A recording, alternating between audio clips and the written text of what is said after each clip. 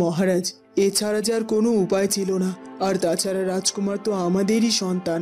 আপনিও তো রাজকুমারকে খুব ভালো করে চেনেন। রাজপুত্র যেটা বলে সেটাই করে। আর তাই রাজ্যের ওদের ওই বাড়িতে প্রবেশ করা আজ খুব একটা কঠিন কাজ হবে না। হ্যাঁ, এই সুযোগটা আমি কাজে লাগাবো। আর যে করেই হোক রাজকুমারের সাথে কুমারের বিয়েটা আমি ভঙ্গ করবই। কিন্তু এই সব কিছু আমার কাছে কেমন যেন স্বপ্নের মতো মনে হচ্ছে। আমি সত্যি কি এই রাজবাড়ির রাজবধূ হতে চলেছি, নাকি আমি স্বপ্ন দেখছি? হঠাৎ করে আমার এই স্বপ্নটা ভেঙে যাবে। ওদিকে কুমারী কনের সাজে নিজেকে প্রস্তুত করে। তখনই একজন মুখ বাঁধা লোক কুমারীর মুখে কিছু একটা চেপে ধরে, আর সাথে সাথে কুমারী সেখানে অজ্ঞান হয়ে পড়ে যায়। এই তো আমাদের কাজ হয়ে গেছে। বেশ খানিকটা সময় পার হয়ে যায়, কিন্তু বিয়ের আসরে কুমারী উপস্থিত হয় না। তাই তো সবাই বড্ড চিন্তায় পড়ে যায়। এ কি, কতটা সময় ধরে অপেক্ষা করছি, কিন্তু এখন পর্যন্ত ফুলকুমারী এখনও এলো না। মা তো বলেছিল দাসীকে দিয়ে নাকি খবর পাঠিয়েছে ফুলকুমারীকে, কিন্তু এতটা সময় পেরিয়ে যাওয়ার পরও এখনও কেন ফুলকুমারী বিয়ের আসরে এলো না? মাকে কি জিজ্ঞাসা করব যে কেন এখনও ফুলকুমারী আসছে না? এখানে তো অনেক লোকজন আছে, মাকে কি জিজ্ঞাসা করাটা একেবারেই উচিত হবে? আমার মনে হয় আর কিছুক্ষণ এখানে অপেক্ষা করা উচিত। দেখি ফুলকুমারী এখানে আসে কিনা। কি হলো কি, তোরা এখন এইভাবে দাঁড়িয়ে আছিস কেন? এক্ষুনি এখান থেকে কুমারীকে নিয়ে চল, না হলে যখন তখন বিপদ হয়ে যেতে পারে। কেউ যদি এই কক্ষে ঢুকে পড়ে তাহলে তো আমরা ধরা খেয়ে যাব। সেসব না হয় বুঝলাম, কিন্তু আমি এটা বুঝতে পারছি না যে আমরা কুমারীকে রাজপ্রাসাদ থেকে কি করে নিয়ে বেরাবো। কারণ ইতিমধ্যে রাজপ্রাসাদে অতিথিরা চলে এসেছে।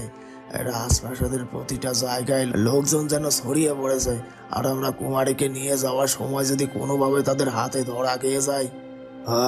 তোরা এত বোকার মতো কথা বলছিস কেন? আরে আমরা কোন পথ দিয়ে এসেছি তোরা কি ভুলে গেছিস?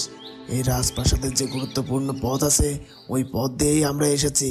আর কোনো অতিথিরা ওই গুপ্ত পথের ওদিকে যাবে না, ওদিকটাতে এখন ফাঁকাই থাকবে।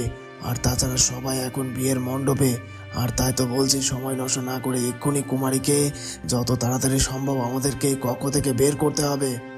ঠিক আছে, তাই হবে। এই কথা বলে লোক দুটি কুমারীকে সেখান থেকে সরানোর জন্য কুমারীর দিকে হাত বাড়ায়, কিন্তু কুমারীর দিকে হাত বাড়ালেই তাদের আক্কা লাগে। এটা কি হলো? তুই কুমারীকে না তুলে হাত সরিয়ে নিলি কেন? কি করবো বলুন তো? এই মেয়েটির শরীরের হাতের সাথে কোনো একটা শক্তি আমাকে আঘাত করলো, আর আমি কিছুতে এই মেয়েটির শরীরে হাত দিতে পারলাম না। এইসব কি বলছিস? কি দিনে দুপুরে তোর মাথাটা কি গেল নাকি? কুমারী কি কোনো জাদুকর নাকি যে সে জাদু করবে? সে ছোট থেকে কুমারীকে আমি চিনি, ও সাধারণ একটা মেয়ে। তাই বলছি, আবার চেষ্টা কর ওকে তোলার। সুমনের আদেশে সেই লোকটি আবারও কুমারীর দিকে হাত বাড়ায়, কিন্তু আবারও তার সাথে একই রকম ঘটনা ঘটে। না না, আমি আর পারবো না। আমি কোনোভাবেই পারবো না এই মেয়েটিকে এখান থেকে তুলে নিতে। নিজের প্রাণ আমি দিতে পারবো না। ওর শরীরে হাত দেওয়ার সাথে সাথে কোনো একটা অদৃশ্য শক্তি আমাকে আঘাত করছে। আর পরপর দুবার আমি হাত বাড়ালাম, আর পরপর দুবারই এই ঘটনা ঘটলো। আর এবার যদি এই মেয়েটির দিকে আমরা হাত বাড়াই তাহলে তো মনে হচ্ছে এক্ষুনি আমাদের প্রাণ যাবে। না না, এত বড় ঝুঁকি আমি কিছুতেই নিতে পারবো না। আমার মনে হচ্ছে এখানে কোনো না কোনো ঝামেলা আছে। এক্ষুনি আমাকে এখান থেকে চলে যেতে হবে। এই মেয়েটি সাধারণ কোনো মেয়ে নয়, এই মেয়ে নিশ্চয়ই কোনো জাদুকরী মেয়ে। আমি চলে যাচ্ছি। তুইও যদি প্রাণে বাঁচতে চাস তাহলে আমার সাথে চল। আয় আয় আয় এক্ষুনি। এ কথা বলে লোক দুটি সেখান থেকে চলে যায়। ওদিকে দুজন প্রজা মহিলা এসে বিয়ের মণ্ডপে হাজির হয়। কই দেখি দেখি আমাদের কুমারীকে কেমন দেখাচ্ছে বধূ বেশে। হ্যাঁ হ্যাঁ, আমাদের কুমারী তো এমনিতে সুন্দর, তাকে যদি রাজবধূ বেশে সাজানো হয় তাহলে তো আরো অনেক বেশি সুন্দর লাগবে। কিন্তু এখানে কুমারী কই? কুমারীকে তো দেখতে পাচ্ছি না। রাজকুমার বরবেশে দাঁড়িয়ে আছে, মহারাজ রানীমাও রয়েছে, কিন্তু আমাদের কুমারী কই? কুমারীকে কি করে দেখবে? আমার মনে হয় কুমারী সাজগোজ এখনো সম্পূর্ণ হয়নি। রাজবাড়ির রাজবধূ হওয়া সত্যি এতটা সহজ নয়। দেখো, হয়তো অনেকগুলো দাসী মিলে এখনো কুমারীকে সাজাতে ব্যস্ত রয়েছে। এখানে অপেক্ষা কর, দেখবি ঠিক আমাদের কুমারীকে দেখতে পাবো। প্রজা মহিলা দুজনের কথা শুনে রানীমাও ভীষণ অবাক হয়ে যায়। আসলেই তো, কুমারী এখনো কেন বিয়ের মণ্ডপে আসছে না? অনেকটা সময় আগেই তো আমি দাসীদেরকে দিয়ে কুমারীকে খবর পাঠিয়ে দিয়েছি, আর কুমারী বলেছে যে ও সাথে সাথেই নাকি বিয়ের মণ্ডপে এসে হাজির হবে। তাহলে এখনো কেন এলো না ওই মেয়েটি? দাসী, তোমাকে বলেছিলাম কুমারীকে এখানে নিয়ে আসতে, কিন্তু কই? কুমারীকে তো এখনো নিয়ে এলে না বিয়ের মণ্ডপে। রানীমা, আমি তো রাজবধূকে খবর দিয়ে এসেছি, আর উনি তো আমাকে বললো এক্ষুনি আসছে। সত্যি বলতে আমিও বুঝতে পারছি না যে কেন রাজবধূ এখনো এখানে এলো না। তবে আপনি চিন্তা করবেন না, আমি আবার গিয়ে দেখছি আর রাজবধূকে সাথে করে নিয়ে আসছি। এ কথা বলে দাসী সেখান থেকে চলে যায়। ব্যাপারটা কি হলো? সত্যিই তো, আমরা কতটা সময় ধরে বিয়ের মণ্ডপে অপেক্ষা করছি, কিন্তু এই কুমারী তো এখনো এলো না। এর মধ্যে কি কারণ থাকতে পারে? ওর তোর পছন্দের রাজকুমারের সাথে বিয়ে হচ্ছে, তাহলে ও কেন এখনো এলো না? ও আবার মনে মনে অন্য কোনো পরিকল্পনা আঁকছে না তো? তো বুঝতে পারলাম না, ওরা দুজনে আমার সাথে এলো আর আমাকে এইভাবে একা ফেলে চলে গেল। যাক, একা ফেলে যাক আর যাই করুক না কেন, আমার কাজ তো আমাকেই করতে হবে। যেহেতু একবার কুমারীকে এখান থেকে অচেতন করতে পেরেছি, তাহলে এখান থেকে ওকে আমাকে একাই নিয়ে যেতে হবে, আমার কাউকে প্রয়োজন নেই। এ কথা বলে সুমনও কুমারীকে স্পর্শ করতে যায়, আর তখনই সাথে সাথে সেই অদৃশ্য শক্তি সুমনকেও আঘাত করে। সুমন ভয় পেয়ে যায়। কি সত্যি তো কুমারীর শরীর স্পর্শ করা যাচ্ছে না। শরীর স্পর্শ করতে গেলেই কোনো একটা শক্তি এসে আমাকে আঘাত করছে। তার মানে ওদের সাথেও এমনটা হয়েছে, কিন্তু আমি তো কিছুতেই সেটা মেনে নেব না। আমি আবার চেষ্টা করব। এ কথা বলে সুমন আবারও কুমারীকে স্পর্শ করতে যায়, আর সে আরো বেশি করে আঘাতপ্রাপ্ত হয়। আহ এ কি হচ্ছে আমার সাথে? কিছুই তো বুঝতে পারছি না। তখনই সেখানে ফুলপরি এসে হাজির হয়। তুই কি ভেবেছিস আমি থাকতে তুই আমার বোনের ক্ষতি করবি? সেটা কখনোই কোনোভাবেই সম্ভব নয়। তুই অন্যায় করেছিস, আর তাই শাস্তি তোকে পেতেই হবে। তার মানে এতক্ষণ জাদুকরি যেটা ঘটছিল সেটা তুমি ঘটাচ্ছিলে? হ্যাঁ, আমি ঘটাচ্ছিলাম এই সব কিছু, আর এবার তোকে শাস্তি পেতেই হবে। তুই তো নিজের শাস্তির জন্য প্রস্তুত হ। এ কথা বলে ফুলপরি সুমনের উপর জাদু শক্তি প্রয়োগ করে, আর সাথে সাথে সুমন কালো রঙের একটা ফুলে পরিণত হয়।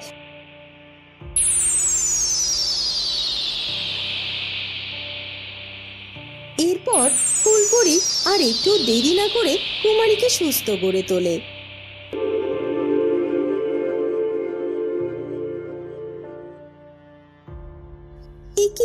কি হয়েছিল আমার? দিদি, তুমি এখানে? তুমি আবার এসেছো? এই তো কিছুক্ষণ আগে এখানে মুখ বাঁধা কয়েকজন লোক ছিল, তারা তো আমাকে ধরে নিয়ে যেতে চাইছিল। তারা কোথায়? তারা আবার অন্য কারো কোনো ক্ষতি করেনি তো? সেসব কথা পরে হবে কুমারী, এখন চলো, তোমাকে বিয়ের মণ্ডপে যেতে হবে। বিয়ের মণ্ডপে সবাই তোমার জন্য অপেক্ষা করছে। অনেকটা দেরি হয়ে গেছে, আর আমি আজ নিজে তোমাকে বিয়ের মণ্ডপে নিয়ে যাব। এসব কি বলছো কি দিদি? তুমি আমাকে সাথে করে বিয়ের মণ্ডপে কি করে যাবে? তুমি তো একজন পরী, তোমাকে দেখে সবাই তো ভয়ও পেয়ে যেতে পারে, তাই না? সেসব নিয়ে তুই চিন্তা করিস না বোন, আমাকে দেখে কেউ ভয় পাবে না। আর তাছাড়া আমি চাই নিজে দাঁড়িয়ে থেকে তোদের বিয়েটা সম্পন্ন করতে। তার জন্য আমি এক্ষুনি আমার রূপ বদল করব। এ কথা বলে পরী তার রূপ বদল করে। মা, আমি আর অপেক্ষা করতে পারছি না। আমার মনে হচ্ছে আমার কুমারীর নিশ্চয়ই কোনো বিপদ হয়েছে, আর আমি কাউকে বিশ্বাস করি না। আমি যাব, নিচে যাব কুমারীর কাছে, আমি যেয়ে ওকে বিয়ের মণ্ডপে নিয়ে আসবো। তখনই ফুলপরি কুমারীকে সাথে করে বিয়ের মণ্ডপে এসে হাজির হয়। তোমাদের কাউকে কোথাও যেতে হবে না, এই তো ফুলকুমারীকে আমি সাথে করে নিয়ে এসেছি। আসলে আমার আসতে দেরি হচ্ছিল তো, তাই ফুলকুমারী আমার জন্য অপেক্ষা করছিল। কিন্তু তুমি কে? তোমাকে তো এর আগে কখনোই দেখিনি। আর ফুলকুমারীর সাথে তোমার সম্পর্কই বা কি? এই রাজ্যেই আমি থাকি। ফুলকুমারী আমাকে দিদির মতো মনে করে। ফুলকুমারীর বিয়ের কথা শুনে তো আমি আর দেরি না করে ফুলকুমারীর কাছে চলে এসেছি। এখন এসব কথা বাদ দিয়ে চলুন আমরা রাজকুমার এবং ফুলকুমারীর বিবাহ সম্পন্ন করি।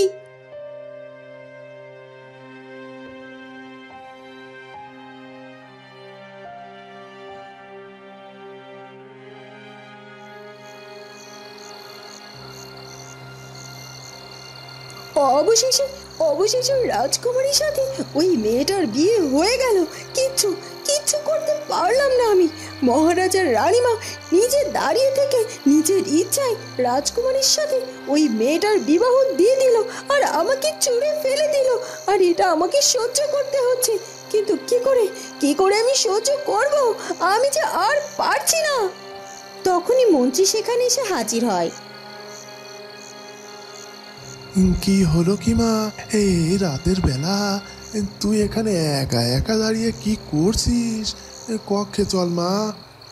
কি করে আমি আমার কক্ষে যাই বলতে পারেন বাবা? আজ আমার রাজপুত্র ওই কুমারীকে বিয়ে করে সুখে শান্তিতে আছে, আর আমি কিনা একা এভাবে চোখের জল ফেলছি। আমি আর পারছি না বাবা। তুমি তো কিছুই করতে পারলে না আমার জন্য।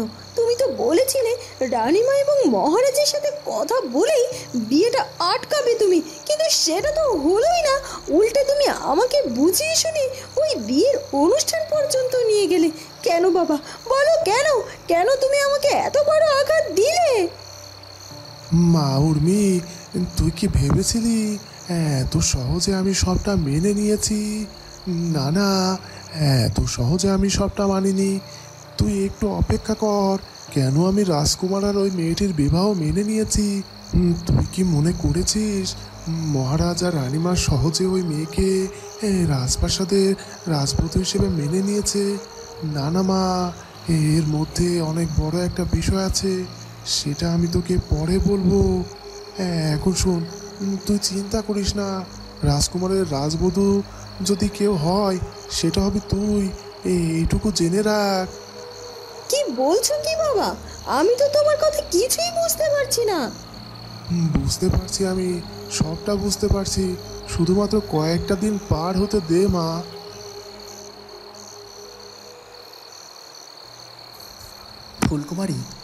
ফুলকুমারী, তোমাকে বধূ বেশে বেশ সুন্দর লাগছে। আমি অনেকটা সময় ধরে ছটফট করছিলাম তোমাকে দেখার জন্য, কিন্তু তখন তোমার কাছে আসতে পারিনি। কিন্তু এখন আমি তোমাকে আমার করে পেয়েছি।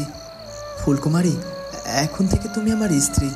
আমি যা চেয়েছিলাম তাই হয়েছে। আমি তোমাকে যোগ্য মর্যাদা দিতে পেরেছি। আমি তোমাকে আমার জীবন সঙ্গিনী হিসেবে পেয়েছি, আর তাই তো আমার নিজেকে অনেক ধন্য মনে হচ্ছে। আপনি আমার মতো একজন সাধারণ মেয়েকে নিজের জীবনসঙ্গী হিসেবে পেয়ে ধন্য মনে করছেন, এটা যে আমার জন্য পরম সৌভাগ্য রাজকুমার। তবে আমিও ধন্য হয়েছি আপনার মতো একজন ভালো মানুষকে স্বামী হিসেবে পেয়ে। আমার তো মনে হচ্ছিল আপনার সাথে আমার এই বিবাহটা হয়তো বা কোনো স্বপ্ন, আর একটা সময় সেই স্বপ্নটা ভেঙেও যাবে। তাই তো বড্ড ভয় হচ্ছিল আমার রাজকুমার। না ফুলকুমারী, এটা তোমার স্বপ্ন ছিল। এবার বুঝতে পারছো তো, যা ঘটেছে সব সত্যি ঘটেছে। তুমি আর আমি চিরকাল এভাবে একসাথে দুজনের পাশে থাকবো। তখনই হঠাৎ করে তারা চিৎকারের আওয়াজ শুনতে পায়। একে হঠাৎ করে এভাবে চিৎকারের আওয়াজ কোথা থেকে আসছে? হ্যাঁ, তাই তো মনে হচ্ছে। মায়ের কক্ষ থেকে শব্দটা শুনতে পাচ্ছি মনে হচ্ছে। কুমারী, তুমি এখানে অপেক্ষা করো, আমি এক্ষুনি আসছি। এ কথা বলে রাজকুমার তাড়াতাড়ি করে সেখান থেকে চলে যায়। আর রাজকুমার তাড়াতাড়ি করে রানীমার কক্ষে গিয়ে দেখে রানীমা তার বিছানায় শুয়ে আছে আর চোখের জল ফেলছে। তুই এসেছিস বাবা, আমি জানতাম তুই আসবি। কি মা, কি হয়েছে? কি তুমি এভাবে কথা বলছো কেন? আর তাছাড়া তোমার চোখে জল কেন মা? কি হয়েছে মা তোমার, বলো। কি আর বলবো বাবা, তোর মা হঠাৎ করে সিঁড়ি থেকে পড়ে গিয়েছে। এখন তো সে উঠে দাঁড়াতেই পারছে না, আর তার প্রচন্ড যন্ত্রণা হচ্ছে। কি বলছো কি বাবা? মা কিভাবে সিঁড়ি থেকে পড়ে গেল? আর তাছাড়া রাজবৈদ্যকে খবর দাও, দিয়ে মায়ের চিকিৎসার ব্যবস্থা করো। এখন তো অনেকটা রাত, আর তাই আমার মনে হয় শুধু শুধু এত রাতে রাজবৈদ্যকে ডেকে বিরক্ত করার কোনো দরকার নেই। কাল সকালে বরং রাজবৈদ্য এসে আমার চিকিৎসা করবে। তবে বাবা, তুই এখন আমার পাশে থেকে আমার একটু সেবা করলে আমি শান্তি পাবো। আর কিছু দরকার নেই এখন আমার। বল বাবা, তুই আমার পাশে থাকবি তো আজ রাতটা? না না মা, সেটা নয়। কিন্তু মা। কি কিন্তু কিন্তু করছিস? তোর মা এইভাবে কষ্ট পাচ্ছে, তারপর তুই মায়ের পাশে থাকতে চাইছিস না? এই মাত্র আজকেই বিবাহ করলি, আর এর মধ্যে মাকে পর করে দিলি। আচ্ছা ঠিক আছে, তুমি এত কথা বলো না। তুমি ঘুমানোর চেষ্টা করো, আমি তোমার পাশে আছি, আর আমি তোমার পা টিপে দিচ্ছি। তুমি ঘুমাও। রাত অনেকটা গভীর হয়ে যায়। ওদিকে মোড়ল গিন্নি সুমনের জন্য অপেক্ষা করতে থাকে, কিন্তু সুমন ফিরে না আসায় সে বড্ড চিন্তিত হয়ে পড়ে। না না না, চিন্তায় চিন্তায় আর ভালো লাগছে না। কতটা রাত হয়ে গেল, এখন পর্যন্ত আমার সুমন বাড়িতে ফিরে এলো না। সন্ধে থেকে ওর জন্য পথে আমি বসে আছি। ও বলেছিল তাড়াতাড়ি নাকি বাড়িতে ফিরে আসবে, কিন্তু এখনো যে কেন ফিরে আসছে না সেটাই তো বুঝতে পারছি না। আমার তো এখন বড্ড চিন্তাও হচ্ছে। ওদিকে মোড়ল মশাইও বাড়িতে নেই, সে গিয়েছে তার কাজে, আর ফিরতে তার 2-3 দিন সময়ও লেগে যাবে। এখন তো তিনি চাইলেও ছেলেটার খোঁজও করতে পারবে না। এখন আমি একা একা কি করি? আমার ছেলেটা বলল ও নাকি ওই কুমারীর বিয়েটা ভাঙার জন্য গিয়েছে। তাহলে কি ওই রাজবাড়িতে কুমার বিয়ে ভাঙতে গিয়ে ধরা পড়ে গিয়েছে? রাজপ্রাসাদের সবাই কি ওকে বন্দি করেছে নাকি? না না না, কিছুই বুঝতে পারছি না। আমাকে কিছু একটা করতে হবে। কাল সকাল সকাল আমি ওই রাজবাড়িতে যাব, আর আমার সুমনকে ওখান থেকে চারিয়ে নিয়ে আসবো। তখনই সেই কালো কাপড়ে মুখোশধারী দুজন লোক সেখানে এসে দাঁড়ায়। এ কি, তোমরা কারা? এভাবে মুখ বেঁধে আমাদের বাড়িতে এসেছো কেন? কি চাই? ও নিশ্চয় এ বাড়িতে ডাকাতি করতে এসেছো, তাই না? যে না শুনেছো যে আমার ছেলে বা আমার স্বামী এই বাড়িতে নেই, অমনি চলে এসো ডাকাতি করতে। চলে যাও বলছি, না হলে কিন্তু। গিন্নিমা, আমরা এই বাড়িতে চুরি বা ডাকাতি কোনো কিছুই করতে আসেনি। আমরা জটা আর বটা। আসলে আমরা এসেছি আপনার ছেলে সুমনের খবর দিতে। আমরা সুমনের সাথে ওই রাজবাড়িতে গিয়েছিলাম কুমারীকে ধরে আনার জন্য, কিন্তু আমরা যা দেখলাম তাতে তো আমরা অনেক ভয় পেয়ে গেছি। এই কুমারী সাধারণ কোনো মেয়ে নয়, ওই কুমারী একজন জাদুকারী। আর আমার মনে হয় ওই কুমারী সুমনকে জাদু করে হত্যা করে ফেলেছে। কি বলছিস? কি সুমনকে হত্যা করে ফেলেছে? মানে এটা কি করে হতে পারে? না না না না, এটা কিছুতেই হতে পারে না, কিছুতেই না।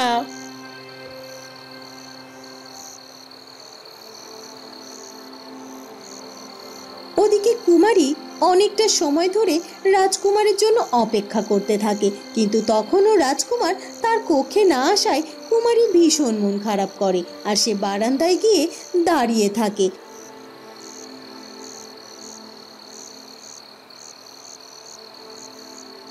মনে হচ্ছে আর কিছুক্ষণ পরই ভোর হয়ে যাবে, কিন্তু এখন পর্যন্ত তো আমার কুমার আমার কাছে এলো না। হঠাৎ করে ও যে কোথায় চলে গেল? বলল ও যাবে আর আসবে, আর সারাটা রাত পার হয়ে যাওয়ার পরও ও এখনো কেন আসছে না? আর তাছাড়া আমাকে তো ওর সাথেও যেতে নিষেধ করলো। তাহলে কি রাজপ্রাসাদে কোনো অঘটন ঘটেছে নাকি? না না, কিছুই তো বুঝতে পারছি না। এক কাজ করি, আমি বরং এখানে আর কিছুক্ষণ অপেক্ষা করি, দেখি রাজকুমার কখন আসে।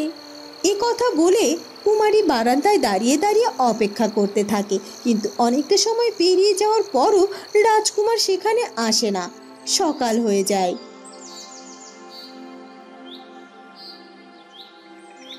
সারাটা রাত পার হয়ে গেল, কিন্তু রাজকুমার তো এখনো এলো না। যাই হোক, এখন আমি এক কাজ করি, আমি বরং আমার এই পোশাকটা পরিবর্তন করি, তারপর দেখি রাজপ্রাসাদে কি ঘটেছে, রাজকুমার কেন এখনো এলো না। এ কথা বলতেই হঠাৎ করে চারদিকটা আবারও যেন কালো অন্ধকারে ছেয়ে যায়। আর এই অন্ধকারটা এতটাই কালো অন্ধকার ছিল যে কুমারী ভীষণ ভয় পেয়ে যায়। এ কি হলো? এটা কি হলো? আমি তো কিছুই বুঝতে পারছি না। সকাল হয়ে গেল তো, তারপর আবার হঠাৎ করে এইভাবে চারদিকটা ঘুটঘুটে অন্ধকার হয়ে গেল কেন? আর এমন অন্ধকারাচ্ছন্ন হয়ে গেছে যে আমি নিজেকেই নিজে দেখতে পাচ্ছি না, চারপাশের কিছু চোখে দেখতে পাচ্ছি না। এর কারণ কি? এইভাবে চারপাশটা অন্ধকারাচ্ছন্ন হয়ে যাওয়াটা তো স্বাভাবিক কোনো কিছু মনে হচ্ছে না। ভয় করছে, বড্ড ভয় করছে আমার। কেউ কি আছো? কেউ কি শুনতে পাচ্ছ আমার কথা? দয়া করে আমাকে সাহায্য করো, আর এখানে বাতি জ্বালানোর ব্যবস্থা করো। আমার যে বড্ড ভয় করছে, আমি যে অন্ধকারে আর থাকতে পারছি না। কেউ কি শুনছো আমার কথা?